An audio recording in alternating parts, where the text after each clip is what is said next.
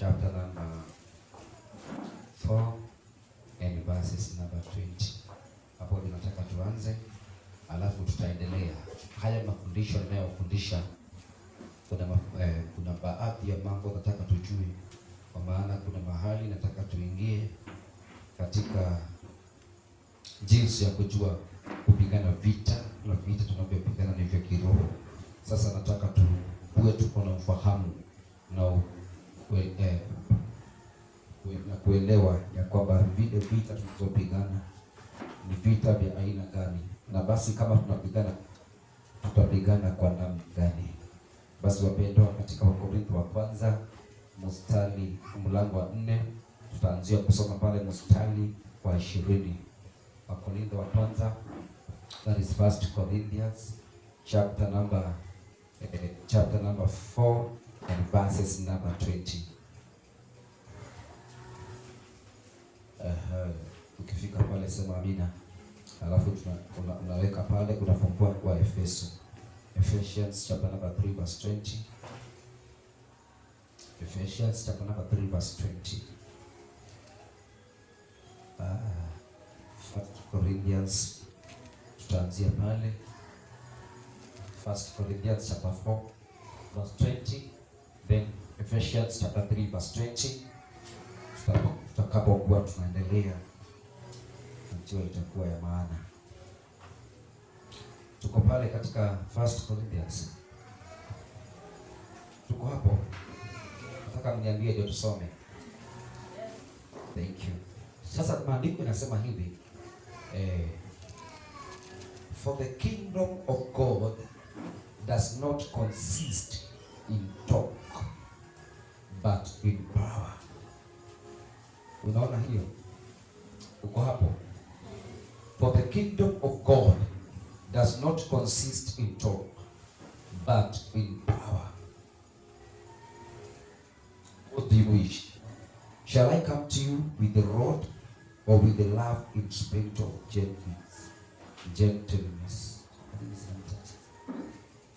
Hallelujah. For the kingdom of God does not consist in talk but in power. Unaweza underline the scriptures, kwa sababu kile nataka tuzungumze mchana wa leo. I want to teach you something that kuna mambo nimekuwa nikifundisha sana, na nikasema ya kwamba ndani mwetu kuna vitu ambavyo Mungu ameweka. Kuna vitu ambavyo Mungu ameweka ndani mwako wewe ambaye umeokoka.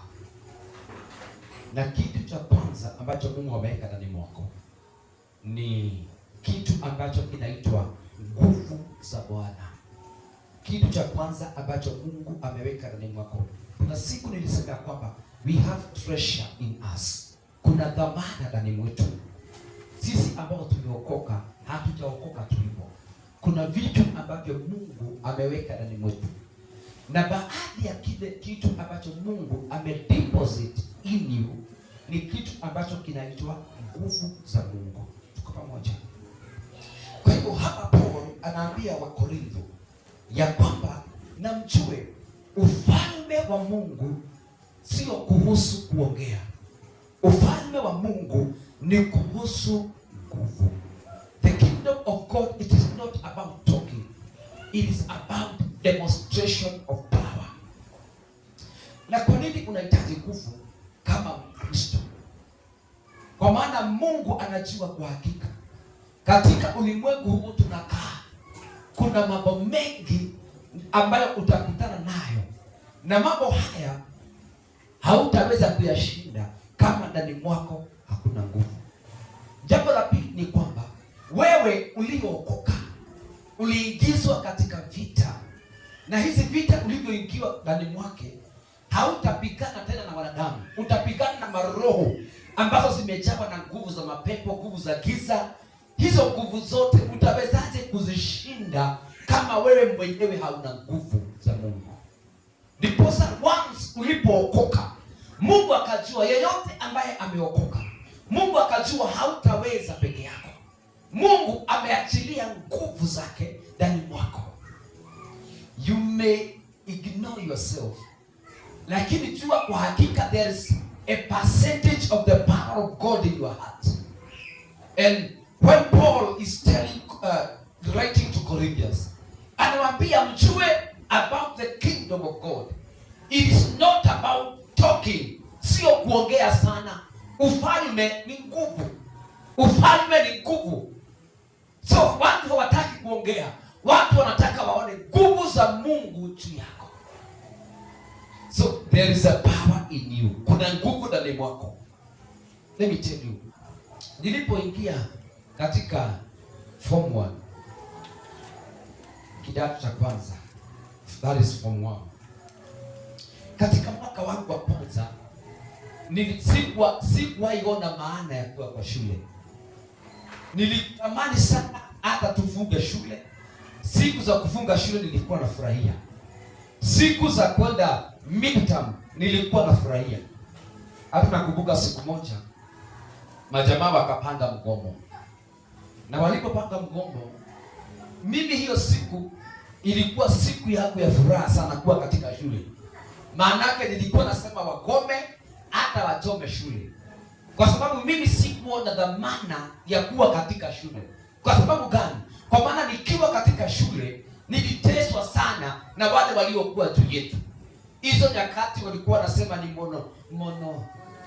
monetization. Tuliteswa sana. Sasa sikuona dhamana ya kuwa kwa shule. Nilitamani hata nitoke kwa shule. Ni vile hatukuwa na otherwise. So kwa huo mwaka mmoja sikufurahia nilikuwa shule. Nilikuwa shuleni lakini sikuwa na amani. Sikuwa mahali panapofaa. Maanake ukienda hapa, ukiwa hapa, hakuna mahali umepewa amani. Walakini nilipofika form 2, ndio maisha ikabadilika. Nikaanza kuenjoy siku zangu za kuwa shuleni. Na mimi nikaanza kurevenge kile nilichofanyiwa, nikafurahia nikifanyia wengine. Tunaelewa hii? Nikifanyia wengine. Sasa form 2, form 3 na form 4 ikawa ninafurahia, maanake sina njaa kwa shule, siteswi kwa shule, mimi ndiye natesa wengine. Sasa kuna watu ambao wako katika ufalme wa Mungu, lakini katika ule ufalme hakuna wakati wa kufurahia ndani ya ufalme, kwa sababu haujielewi zile nguvu ulizo nazo katika ufalme. Sasa uko katika ufalme na bado unateswa na mambo ya dunia. So you are not enjoying to be in the kingdom of God. Why? Simply because you don't know the power that you have in the Lord. Therefore, anything that comes in your ways, inakupa kutokuamini, inakupa kutoraha, kuwa na raha katika wokovu. Kwa maana you do not recognize the power you have in the kingdom. You better not be in the kingdom. Because in the kingdom, maandiko nasema it is not about talking. Sio kueleza vile ulivyo mzuri, sio kueleza vile ulivyo jana. Ufalme ni kuonyesha jinsi nguvu za Mungu zinafanya kazi katika maisha yako. Ndiposa ninaomba niwafundishe ya kwamba unastahili kutembea katika hizi nguvu. Maanake kuna mambo utakutana nayo katika hii safari. Na hii mambo hautayaweza kwa kuongea vizuri. Hii mambo hautayaweza kwa kuonekana, kwa kuvaa. Utayaweza kwa kupitia nguvu ambazo umewekwa ndani mwako. Kila mmoja kuna kipawa, kuna nafasi, kuna kitu umeongezwa. There is a power of God that is supposed to be working in your life. Haustahili kuonekana mtu ovyo ovyo. Ustahili kuteswa na mambo madogo madogo. Ukiteswa na madogo madogo si kuongea. You speak power upon the things that are disturbing your life. Mambo mengine si ya kupigana nayo. Mengine ni kuapply power. Hiyo power inashinda power nyingine. Hello. Juzi kumekuwa na mseketo hapa na pale katikati ya Kenya na Tanzania. Na huo mseketo ukawa umezama, kwa maana serikali ya Kenya hakuna kitu imeongea kuhusu jambo hilo. Sasa wale wanaongea ni raia, wana deal na serikali ya Tanzania. hiyo vita ikawa raia hatuiwezi. Kile tutafanya tutadili kwa kuongea, lakini serikali ikiongea hata haingefika mahali hapa, maanake itashughulikiwa katika hali ya kidiplomasia. Tunaelewa? Sasa serikali haikuongea, so ikawa vita imezama, kwa maana hakuna nguvu zinaongea. Wale tunaongea ni raia, na raia hatuna nguvu. Niposa nasema kuna falme zingine zitatuinukia sisi. Ukidai umeokoka, zitakuuliza umeokoka namna gani? Sasa falme kama zile haudili nazo katika mazungumzo, unadili nazo kwa kuapply power that is in your life. Mtu mambo yanapokutokea, you apply power, unatangaza through the power of Jesus. Na maandiko yanasema ya kwamba ile nguvu zilizokuwa na Yesu kupitia kufa kwake na kufufuka, hizo nguvu zimeingia ndani mwetu. Na ndipo Paul anasema, I desire to know him and the power that resurrected him. So there was a power that was in Jesus, and that power is now in us. Hello. Hizo nguvu sasa ziko ndani mwetu. Kama hauna shaka, kama haujachanganya, hizo nguvu zikali ziko ndani mwako. Katika Mark chapter number 4 verse 20, the Bible talks about one woman ambaye ni mwanamke aliyetoka damu. Si tunajua jinsi alivyofanya, alikuza pindi la pasi la Yesu. Ni kitu gani kilitendeka? Huyo mwanamke alipona.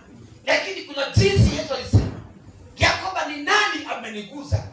Akaulizwa, watu ni wengi wamekuzunguka, ni kuna msukumo wa watu.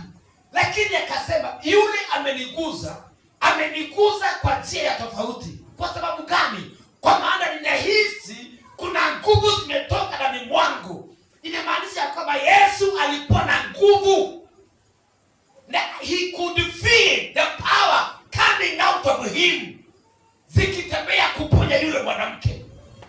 Sasa hizo nguvu, Yesu anasema hizo nguvu ameweka ndani mwetu. We are not an ordinary people. We are the powerful people, because the power of God is dwells in you. Nguvu za Mungu ziko ndani mwako. Na ndivyo nasema tusikae wa Kristo wa kujihurumia. Maana ukikaa kujihurumia, utakaa kama vile nilivyokaa shuleni. Mwaka mzima sikuwa na raha ya shule, na niko kwa hiyo shule tu. Lakini nafurahia, mimi ninateswa kwa maana sijui my right in this school.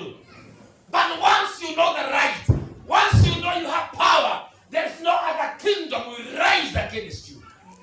Because you carry the power of Jesus. You carry the power of Jesus. Now, we are about, katika mwezi ujao, tutafundishana jinsi ya kuingia katika vita. Na vita vya rohoni. Maanake Paul anasema ya kwamba, therefore, take the full arm. Chukueni silaha zote za vita. Hii vita ya rohoni, utawezaje kushinda wewe kama ndani mwako hauna nguvu? Si utalemewa kwa barabara, si utashindwa na mapepo. Na ndio nimesema ya kwamba kama unahisi ndani mwako kuna shaka, unahisi kuna some doubt, do not engage in some battles, because you are going to be defeated in those battles. Why? Simply because the power does not dwell where there is a compromise. Nguvu ya Mungu haikai mahali kuna shaka. Inakaa mahali kwa mtu aliyojiamini. Na sio kutuambia, ni kuiona. Na ndio Yesu anasema ya kwamba katika hapo tumesoma, hii nguvu, ufalme huu sio kuhusu kuongea, sio mambo mengi. Ufalme huu ni kuhusu power. Manake it is power against power. It is kingdom against kingdom. How will you win the battle if you are not powerful? You have to stand strong. Now the problem is, sometimes we come to church, sometimes we pray in spirit, lakini hatujui ya kwamba ndani mwetu hakuna nguvu. Unakosa nguvu tu, unakosa na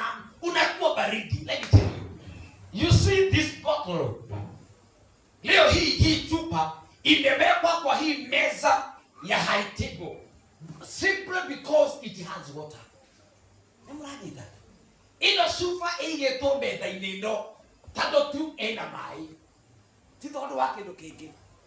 Hii chupa itakapomaliza maji, hata wewe mwenyewe hakutaka kuiona, utaipiga teke ukipita. Hata mtoto ataweza kuiweka mchanga, watoto wakicheza nayo wanaiweka, wanatupa kila mahali, na mwishowe iokodo na ule jamaa wa scrap. Mwishowe haina na maana tena. Kile kinaifanya ikuwe na value ni kwa sababu ndani yake kuna kitu cha maana, sio chupa. Sasa hivyo ndivyo wewe ulivyo. Hivyo ndivyo wewe ulivyo. Uko wa dhamana kwa maana inside you there is a power. Once the power imeenda, wewe ni mtu hata yeyote anaweza kukuchezea kwa maana there is nothing in your heart. There is nothing. Utajiita umeokoka lakini you are empty. Na ndio maana wanasema mtu anasema huyu ni baridi, hata akinyombea there is no change. Kwa maana in your heart there is nothing. Kile cha maana kimetoka. The power of God, it makes you have value in the kingdom. Nguvu za Mungu zinakufanya ukuwe na value katika ufalme. Unakuwa na value kwa maana kuna jeshi, unaweza kusimama. Maandiko yanasema kama sisi ni wanajeshi katika vita. Mwanajeshi anakuwa proud kwa zile silaha alizonazo Mama Alicia. Mwanajeshi akiwa na bunduki na silaha na amejikinga, he can face the enemy. Lakini wakati hana silaha, wakati hana chochote, hata akienda huku utasema ni raia. Halo, sisi ni wanajeshi katika ufalme wa Mungu, na kuna safari mnaenda, kuna vita tunapigana navyo, na hizi vita hauwezi. You need to be empowered with the power, so that whenever you go, there is no demon can stand before you. Hakuna pepo itasimama mbele yako. Haijalishi ni kiwango gani, haijalishi umevaa kiwango gani, kila mtu kina kipawa, kuna jinsi, kuna kiwango kile Mungu amekupea cha nguvu. Ndio unaweza kuomba and you see the result of the prayer, because there is a power in you that is enabling you to pray. Because unaweza kuimba and you feel there is something, because there is a power that is enabling you. Tika ni mnanyita ya kwamba kile kinatuwezesha sio vile tulivyo. Kuna watu wengi wazuri na umbu, kuna watu wanaongeeka vizuri kuliko. Kile kinakuwezesha ni kile kiko ndani mwako. It brings out the difference with others. The difference with others. You are just an ordinary Kenyan. The difference being in the kingdom is because you are empowered with the power of God. Therefore, with the power of God, despite the level of your finances, despite the level of your education, as much as you have power, you can stand before anybody. You can stand before everyone because you carry the power of God. Church of God, I am encouraging you every day, desire the power. Every day, desire the power, because the power will help you to see. The power will help you to hear.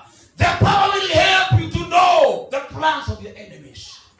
The power will help you to engage the battle. Desire the power of God. And the power is already in you. Once you received Christ, you received the power. Because Jesus is the power. Once you received Christ, ulipokea nguvu za Mungu. Manake Kristo ndiye nguvu. Na alivyompokea, hawezi kuwa ndani mwako na ukue vile ulivyo. Anastahili kuwa ndani mwako, ana grow. Unastahili kuwa in the spirit, unaguruma, na pepo ya mwekile naondoka. Kwa maana sio wewe tena, ni Kristo aliye ndani mwako. Now, tuingie katika Waefeso. Tuone Waefeso ni hapo mbele ya Galatia ya Wakorinto. Waefeso unapita Galatia unaingia Waefeso. Waefeso 4 mstari wa 3 mstari wa 20. Ephesians chapter number 4:3 and verses number 20.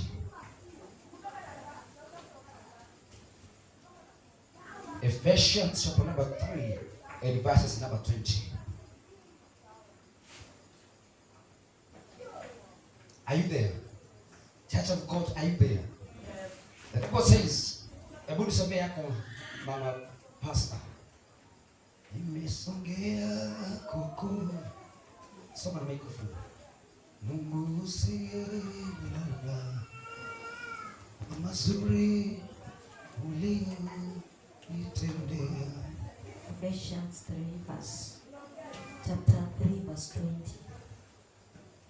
Nasema, now to him who is able to do immeasurably more than all we ask or imagine,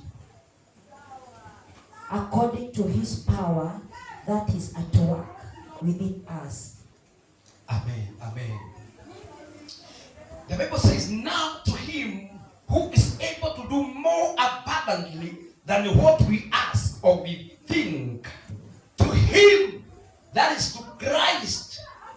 Unapoona to him ni kwa Kristo ambaye anaweza kuyafanya zaidi ya vile unavyoomba ama kudhania. Tuhamwe. The Bible is talking about the one who is able to do more than what you have prayed for. Vile tumeingia katika ibada, kuna baadhi ya mambo umeombea, ukweli uongo. Kuna baadhi ya mambo umeambia Mungu fanya hii, tenda hii. Nao maandiko yanasema kuna yule anaweza kufanya zaidi ya vile ambavyo umeomba. Imagine vile umeambia Mungu natamani afungue hii. Maandiko yanasema he can be able to do more abundantly than what you have asked for. So Jesus is able to do more than what you prayed. In fact, the Bible says, even of what you have think above your imagination. Sijui unafikiria kuhusu nini? What can you think about this church? What can you think about your life? What do you think about your children? I want to tell you, Jesus is able to do abundantly above what you think about. But the Bible says, kuna kitu kinamzuilia, because he can do it according to the power that is not outside you, that is in you, not.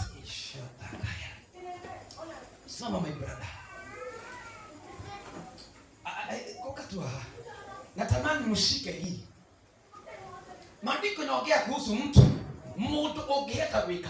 Mtu anaweza kufanya kile ambacho umeomba na zaidi hata ya vile unavyofikiria. Inaongea kuhusu huyo mtu ambaye anaweza kufanya makilia mbolewe shida ya wewe. Huyo mtu, the Bible is talking about more immeasurable. Yani zaidi ya vile unaweza kupima. Hello, zaidi ya vile unaweza kupima kwa macho. Anaweza kufanya zaidi. Kama saa hizi unaweza kufikiria hii kanisa upana wake ni namna gani? Unaweza kufikiria uzito wangu ni namna gani? The Bible is talking about the one who is able to do more than what you think. Ukilolele shida kia. The one that is able to do more than what you ask. Lakini kuna mpaka unamzuilia. He is able to do that to your life, Marisha, only according to the power that is not outside, that is in you. So according to the power that is in you, Jesus is able to do more than what you think about. How powerful is this word? That there is what Jesus can do, but there is a limitation of what he can do. And the limitation is, what is the power that is in your heart?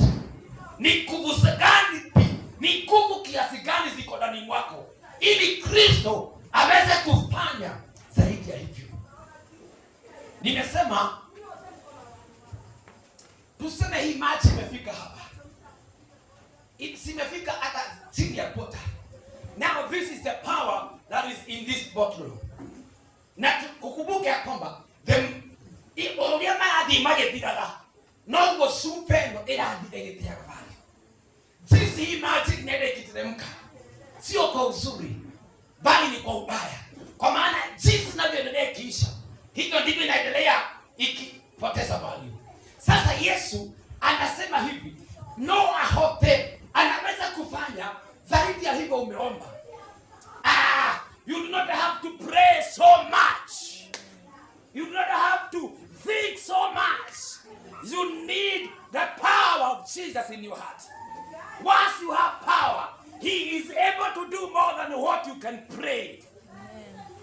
Na ndio amesema about this kingdom, it is not about talk. It is not about talk. It is about what power do you have. Ni nguvu gani na za kiwango gani ziko ndani mwako? Maana Jesus will do according to the power that is in you. You need this power. Ni ufakarite hiyo waka. Tato ulia aligwekera vile nakufanyia sio vile ilivyo nje, ni vile ilivyo. Now usiangalie kanisa, angalia mimi mwenyewe. Do I have the power of God? Because Jesus will do to me abundantly above what I think, but according to the power that is in me, according to the power. So how powerful is Jesus in you? How powerful is Jesus in you? Because how powerful is, that is how powerful you will be.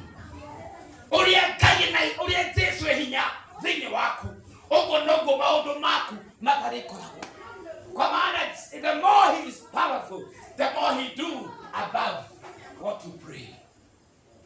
Ndio naomba kanisa la Bwana. Do we desire? Can we desire this power? Can we desire this power? Because once you are powerful, once your life can never be the same. Once you have power, your life can never be a struggle. Because Jesus is doing it in you. He's doing it according to the power that is in your heart. According to the power. According to the power. Na ndio naomba kanisa la Bwana. The more, sometimes huwa tunaingia katika nyumba ya Bwana. Na tukiingia katika nyumba ya Bwana, there is a time unahisi sina uwezo, niko na ukavu katika maombi. Let me tell you, there is no one that can penetrate in prayers. Hakuna mtu anaweza kuzama katika maombi. There is no way you can pray for 20 minutes if the power of God is not in you. Let me tell you, you see this thing we call prayer. Hakuna kitu ngumu kama hiyo. Hii kinaita maombi. Hakuna kitu ngumu kama hiyo. One day nilikuja hapa na nikaomba. Nilikuwa nimeangalia saa. Oh, to see. Hiyo yote nimeomba, maana yake nimeombea taifa. Nikaombea mpaka wale wanasema, niliomba mpaka nikaombea wale wanasema tusikize ground, wale wanasema 1 term na 2 term. Nikaomba zote. Lakini nilipoangalia minute, nikaona nimefika 4 minutes. 4 minutes. Nikaambia Mungu 4 minutes na vile nimezama. Ndio nawaambia kanisa la Bwana, hakuna kitu gumu kama maombi. Kuomba for 1 hour, 2 hours, 30 minutes, you need this power. Unahitaji msukumo wa kitu kingine. Na huu msukumo ni msukumo wa roho. Tulikuwa hapa na mtumishi wa Mungu. Aliniambia amekuwa katika prayers. Kwa maana siku moja alikuwa anafanya mtu deliverance. Huyo mtu akamuuliza na pepo ikaongea ndani mwake. Akamwambia mimi niko katika msimu wa kutoa dhabihu kwa shetani. Akasema ya kwamba kwa shetani ile dhabihu anatoa, maanake wanaitaka for sometimes ili arudishe ripoti. Akasema ya kwamba hiyo wakati lazima akuwe ameua watu 7. Kwa hivyo kile anaenda nacho kwa shetani ni sacrifice ya vitu 7 mbele ya shetani. Akaniambia na hiyo wakati haendi hakuli kitu for 7 days ili kwamba dhabihu zake zikubalike mbele ya shetani. Now tell me, how can you be able to defeat such person ambaye amejiunganisha katika hizo viwango, amejiunganisha na hizo, anajua kutoa dhabihu namna hiyo za kishetani, wewe utawezaje kumshinda kama ndani mwako hakuna nguvu za Mungu? Ndio nasema ya kwamba maana yake maandiko nasema hauhitaji tena kufanya anything. You need this power so that Jesus can do it on your behalf. On your behalf. Unahitaji hizi nguvu ili unapokutana na watu ambao wamezama katika viwango vya kishetani, unaweza kusimama juu na kuambia come out because I carry the power. It is a kingdom against kingdoms, but it depends on how deep have you gone in this kingdom. God bless you, brother. How deep have you gone?